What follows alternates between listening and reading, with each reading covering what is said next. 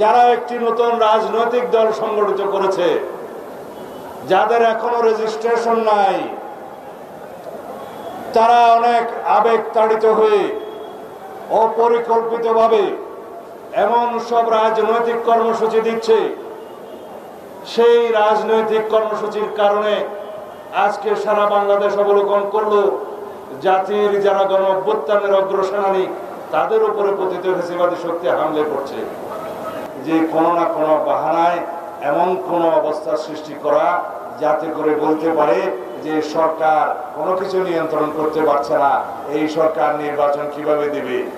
আমরা সহযোগিতা করার জন্য অঙ্গীকার করেছি, কিন্তু সরকারের পদক্ষেপ দেখে মানুষ যেন আশ্বস্ত হয় যে তারা আমাদের সহযোগিতা নিতে চায়।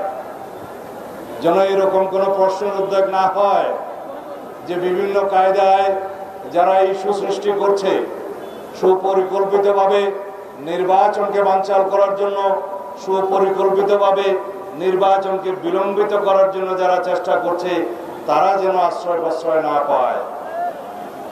যেন জনগণের মনে কোনো প্রশ্নের উদ্বেগ না হয় যে সরকার একটি নির্দিষ্ট দলকে বোধহয় সুবিধা দেওয়ার জন্য কোনোভাবে চেষ্টা চালাচ্ছে।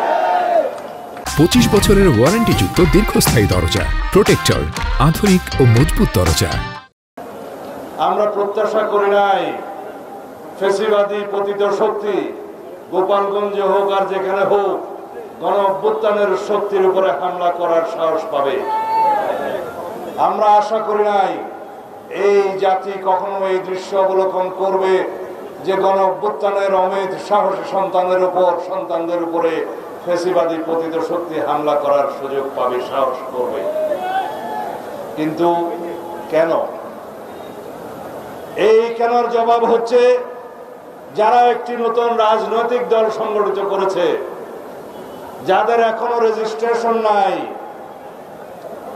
তারা অনেক আবেগ তাড়িত হয়ে অপরিকল্পিতভাবে এমন সব রাজনৈতিক কর্মসূচি দিচ্ছে, সেই রাজনৈতিক কর্মসূচির কারণে আজকে সারা বাংলাদেশ অবলোকন করলো জাতির যারা গণ অভ্যুত্থানের অগ্রসেনানী, তাদের উপরে পতিত ফ্যাসিবাদী শক্তি হামলে পড়ছে।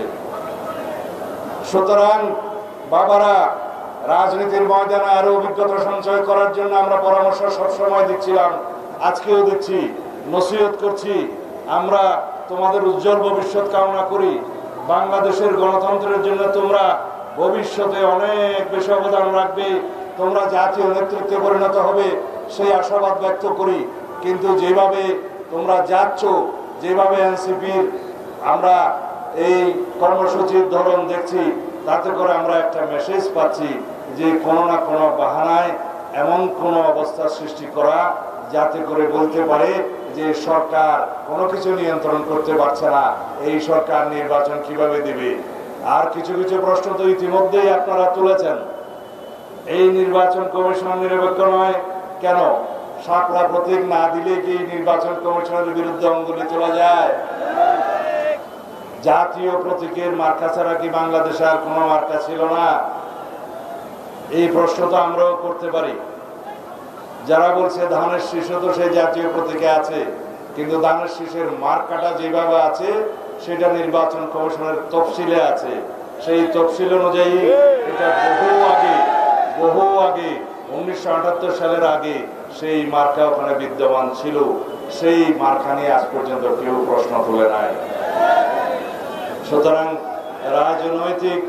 রাজনৈতিক বক্তব্য প্রদানকালে রাজনৈতিক ইতিহাসটা আগে চর্চা করে বক্তব্য দেওয়া উচিত। যারা বলছে আইন শৃঙ্খলা পরিস্থিতির অবনতি হচ্ছে, কিন্তু সরকারের তো আপনারাও অংশ। কাদেরকে আপনারা উদ্দেশ্য করে বলছেন যে সরকারের অংশ আপনারা?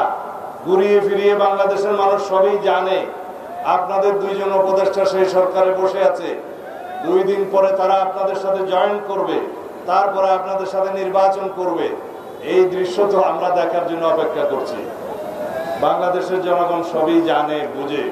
সুতরাং অত্যন্ত সতর্ক পদক্ষেপের সাথে বাক্য চয়ন করা দরকার, রাজনৈতিক কর্মসূচি প্রণয়ন করা দরকার। আমরা আশা করি বাংলাদেশের গণতান্ত্রিক শক্তিগুলোর মধ্যে যে কোনো ধরনের ফাটল সৃষ্টির প্রয়াস যেন ফ্যাসিবাদী শক্তি না পায়, যদি ফেসিবাদী শক্তি, ফেসিবাদ বিরোধী গণতান্ত্রিক আন্দোলনে যে ঐক্য গড়ে উঠেছে তার মধ্যে ভাঙন সৃষ্টির সুযোগ পায়, তাহলে সেই পতিত ফেসিবাদ আবার জয়ী হবে। আমরা কি সেটা চাই? বাংলাদেশে কখনো ফেসিবাদের আগমন হোক সেটা চাই? এদেশের জনগণ কি ফ্যাসিস্ট হাসিনার কোনোদিন চেহারা দেখতে চায়? সুতরাং এই ফেসিবাদ বিরোধী যেই জাতীয় ঐক্য গড়ে উঠেছে, বাংলাদেশের মানুষ যে জাতীয় ঐক্যকে শক্তিতে পরিণত করেছে, এই জাতীয় ঐক্যের বিরুদ্ধে যেন কোনো পদক্ষেপ না ওঠে, এই জাতীয় ঐক্যের মধ্যে যেন কোনো ফাটল সৃষ্টি না হয়, সেইভাবে আমাদেরকে সকল রাজনৈতিক দলকে, গণতান্ত্রিক শক্তিকে ঐক্যবদ্ধভাবে এগিয়ে যেতে হবে।